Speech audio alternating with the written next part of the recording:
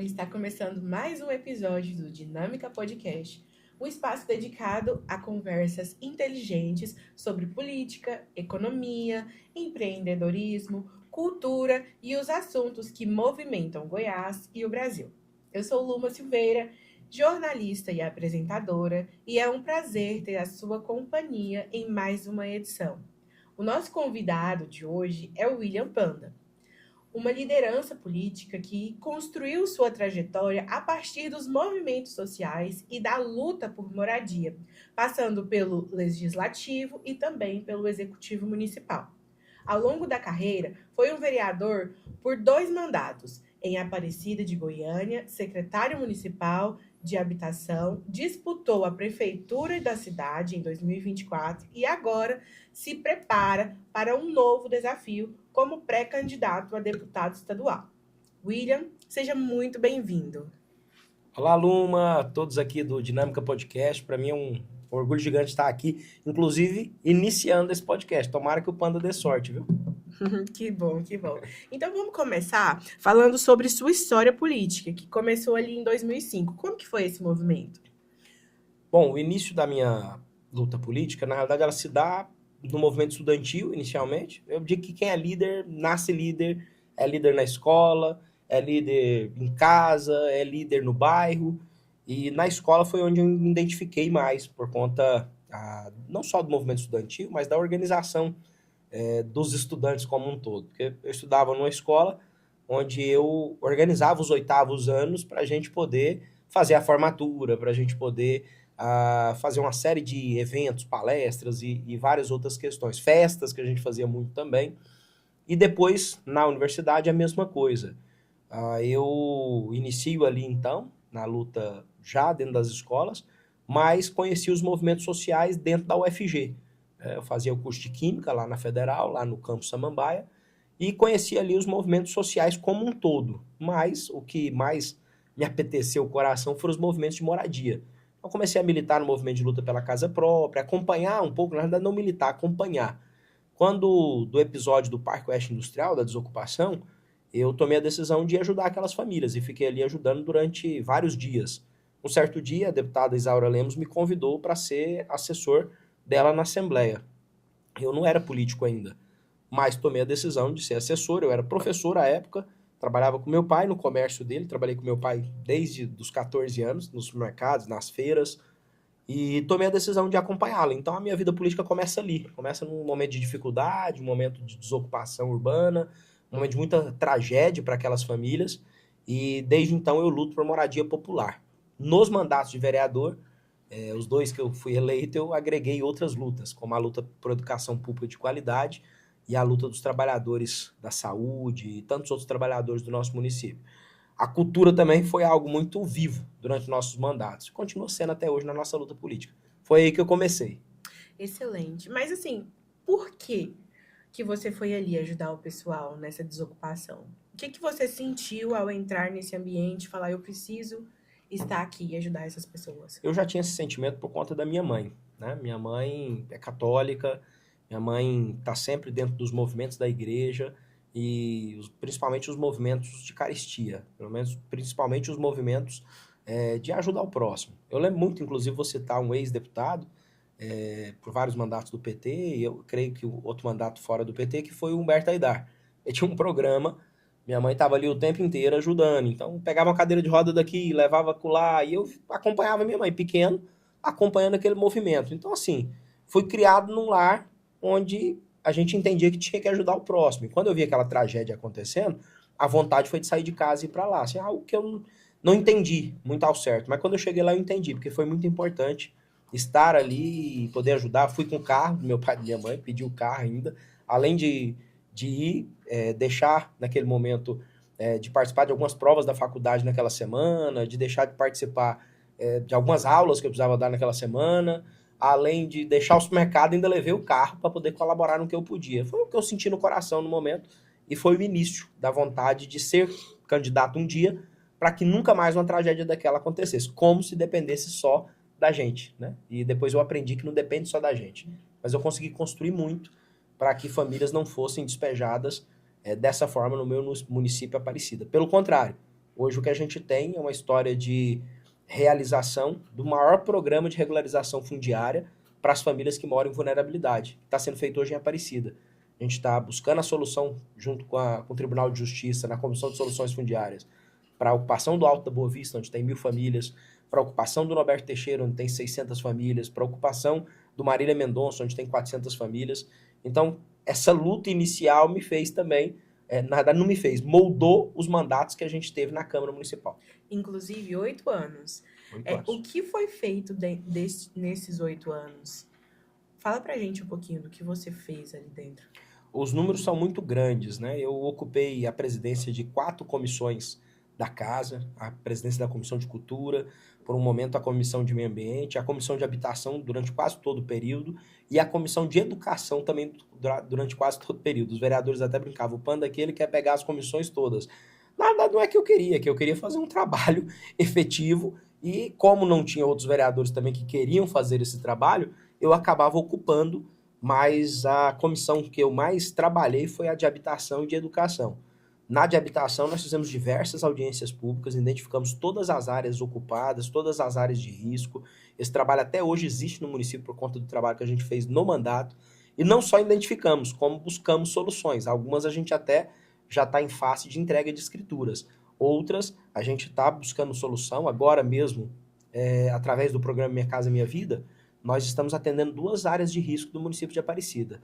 As famílias que moram debaixo da alta tensão do Vale do Sol, e as famílias que moram debaixo, ali, próximo do bueiro celular, ali numa área ambiental e praticamente dentro do córrego, no setor Tocantins. Essas famílias serão atendidas no programa Minha Casa Minha Vida, nesses apartamentos que nós temos agora, para que a gente possa tirá-las dessa área de risco. Então, onde a gente não tem condição de regularizar, nós estamos buscando dar dignidade para as famílias que ali estão. Então, esse é um trabalho que eu fiz durante esse tempo na Câmara, na Comissão de Educação. Aí foram muitas audiências públicas, eu estou até fazendo um levantamento, porque é engraçado, né? Tem gente que chega ontem, senta na janela e acha que fez alguma coisa.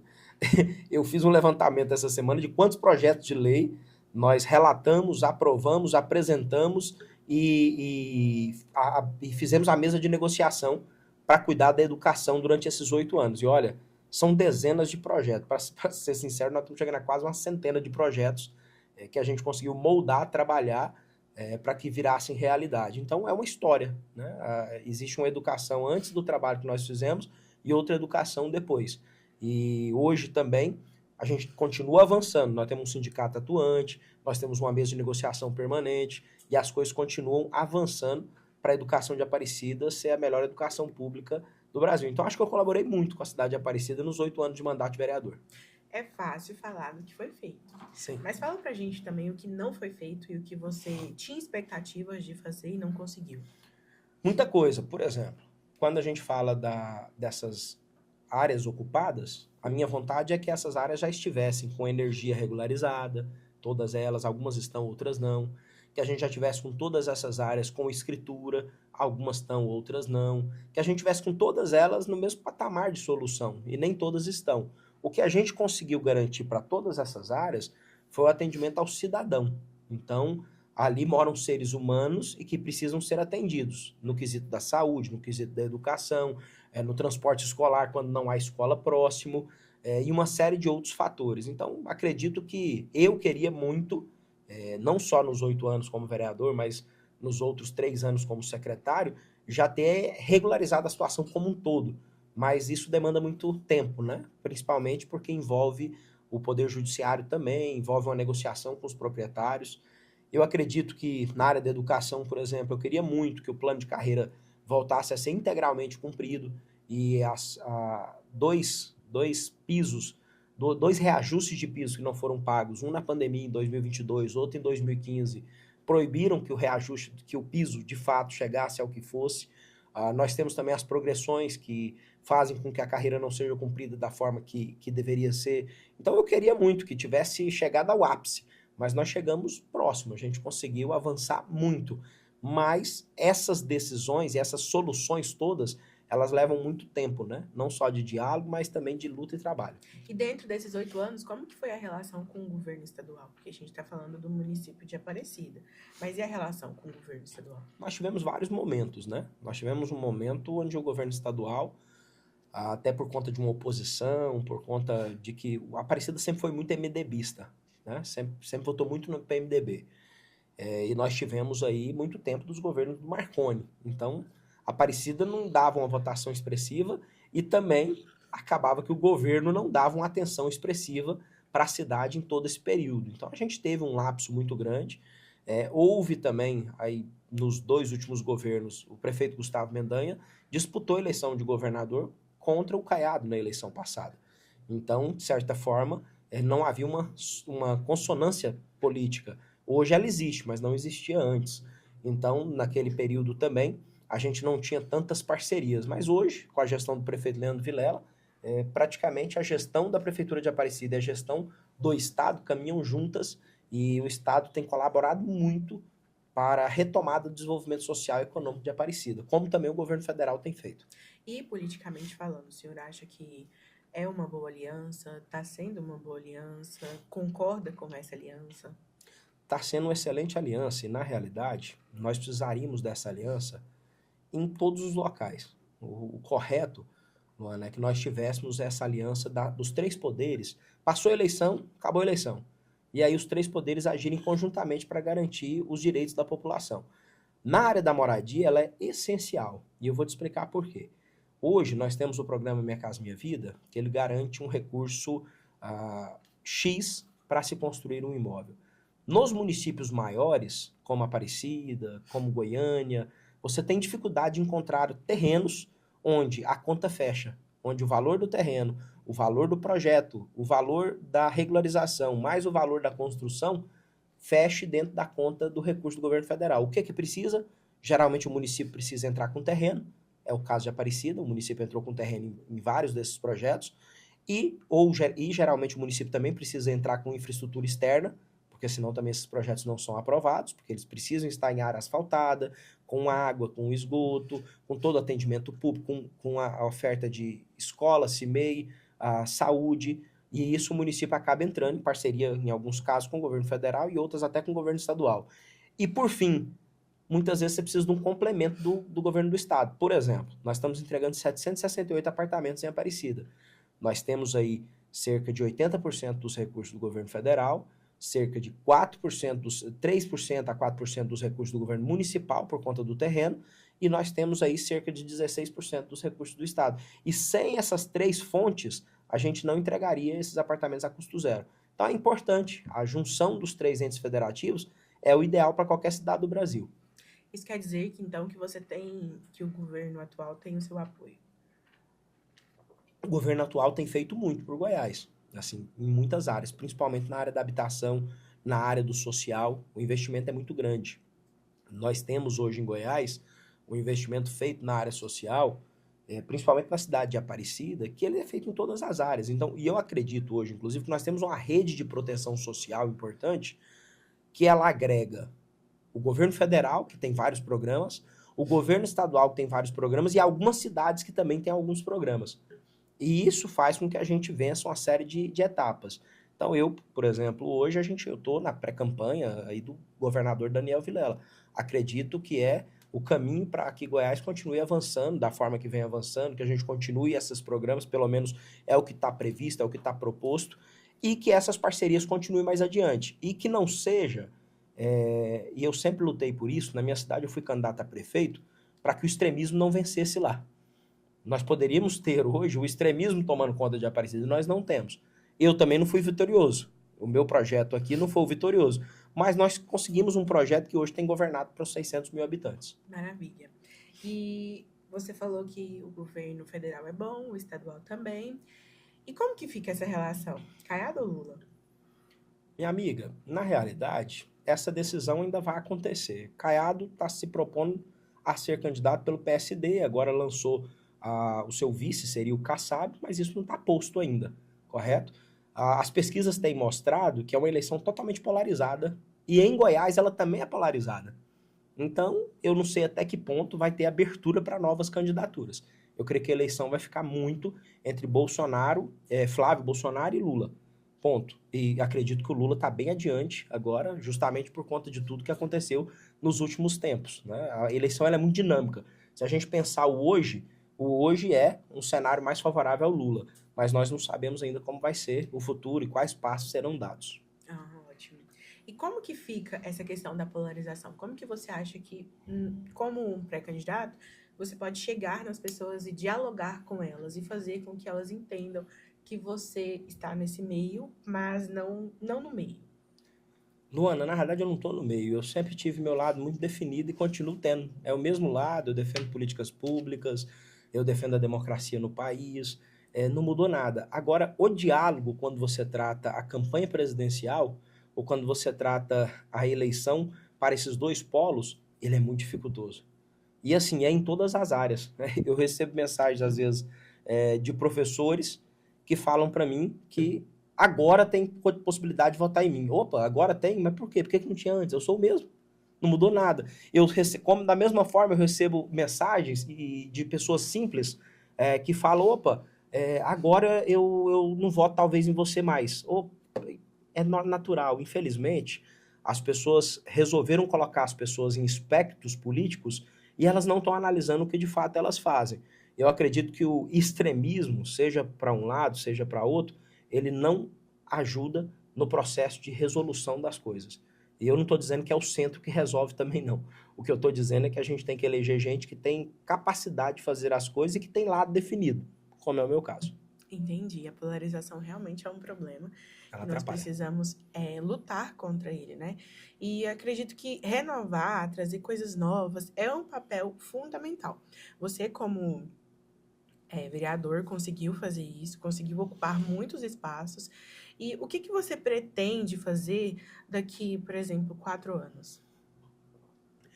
Bom, eu espero estar deputado estadual, eu espero ter implementado um mandato de defesa do que eu sempre defendi, defesa da moradia. Eu espero que a cidade, não só de Aparecida, mas todas aquelas cidades que acreditaram no nosso projeto, recebam os benefícios desse trabalho, dessa luta.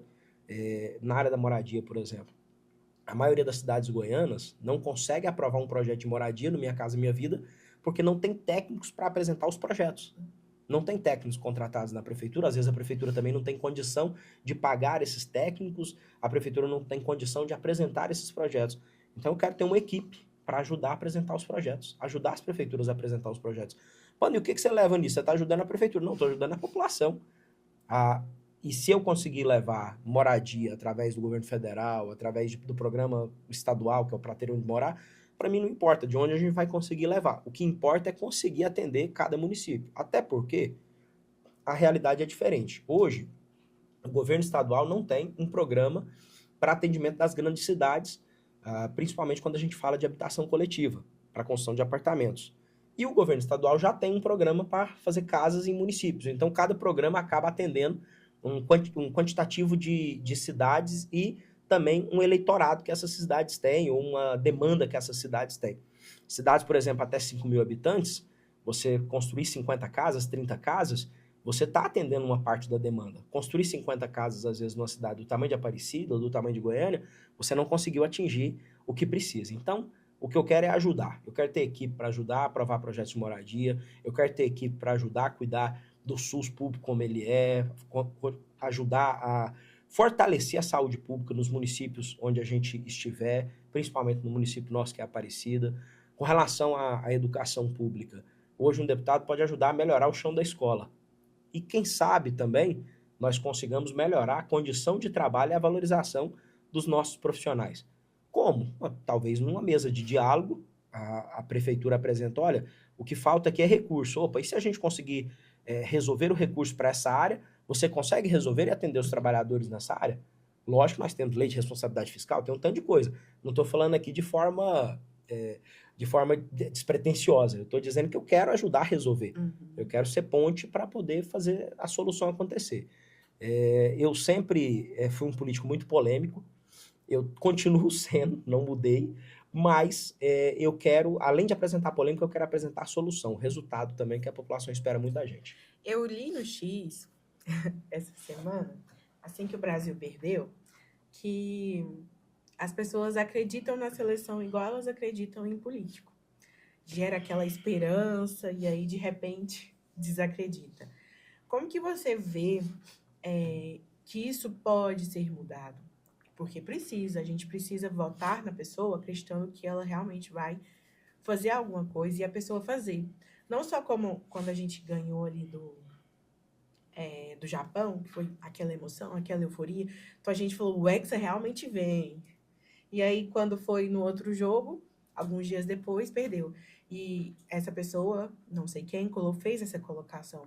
E eu vejo que as pessoas, né, realmente, elas, durante a eleição, elas apoiam, elas acreditam, elas votam, mas aí, ao decorrer dos meses e dos anos, elas perdem essa credibilidade que as pessoas vão fazer. Como que você acha que a gente pode mudar isso e fazer com que as pessoas vejam que votar em quem por euforia é uma coisa, mas votar em quem faz é outra? Olha, essa é uma mudança que pode mudar o rumo do país. E, infelizmente, não é uma realidade. Eu fiz agora, tem alguns quadros que a gente criou. Eu estou na rua com o microfone, lapela, perguntando às pessoas em quem elas votaram na última eleição. É assustador, Luana. Eu não encontrei, das cerca de 40 pessoas que eu entrevistei, uma sequer que soube falar em quem votou na última eleição. Na última eleição, faz pouco tempo. Por quê? O brasileiro ele tá acostumado de não querer participar do processo eleitoral. Tá certo que os políticos têm culpa nisso, mas a população também tem culpa, porque quem elege os políticos é a população. Enquanto a população não observar em quem vota, não saber em quem vota e não acompanhar e cobrar quem vota, a gente não muda o resultado final. Então, o que eu espero lá na frente? Eu espero que eu consiga não só o resultado eleitoral, mas que eu consiga depois, até brinco com as pessoas, falo, ó, sabe o que eu posso falar para ti, que eu vou fazer? Eu vou ser um político, você vai lembrar de mim. Seja porque você não gostou de uma opinião minha, ou seja porque você gostou de algo que eu fiz, mas não lembrar, não me ver mais, não ver minha atuação, isso não vai acontecer. Então esse compromisso eu faço contigo. E é simples, e de fato tem o tal do político Copa do Mundo. Ele some de 4 em 4 anos, e é a grande maioria. Porque, na realidade, a população ela fica aversa à política e ela fica dependente de líderes. E esses líderes que conduzem o voto, logicamente, na maioria absoluta das vezes por interesse pessoal, não coletivo, nós temos, então, lá na frente, políticos que são eleitos porque atenderam esses interesses não coletivos, mas individuais das pessoas. Sejam eles qual for, ou seja mesmo a compra de voto. Então, o que eu digo muito, até esses dias gravei um vídeo para a rede social, dizendo para a população de Aparecida e do estado inteiro. Falei, olha, não adianta você votar em quem alguém te pediu para votar. Porque se alguém te pediu para votar, você tem que entender o que esse cidadão está ganhando para te pedir para votar. Será que é genuíno? Será que é verdadeiro? Será que é interesse coletivo? Você tem que se perguntar isso. As pessoas precisam pesquisar o político que elas vão votar, mesmo que alguém muito próximo a ela, ou que ela goste, ou que ela confie, peça esse voto. É simples, entra no Instagram, já confia, pede um IA, já confirma, já consegue saber minimamente quem é a pessoa que você está votando. Mas não, o que acontece é muita gente, no dia da eleição, procurando um número no chão para pegar e votar. É o que acontece. Olha, o ex-vereador de Aparecida falou pra gente que ele tem um compromisso de que quem vota nele lembra dele. E o que eu vou deixar aqui é: você votou nele nas últimas eleições? Você se lembra dele? E a gente encerra assim. É chato. Muito obrigada. E eu disse, ó, pode lembrar bom ou mal, pode até estar bravo por causa de algum posicionamento meu, não tem problema não, viu? O importante é se lembra. Porque assim a gente vai saber se ele realmente vai cumprir o que ele está prometendo aqui, em pré-campanha.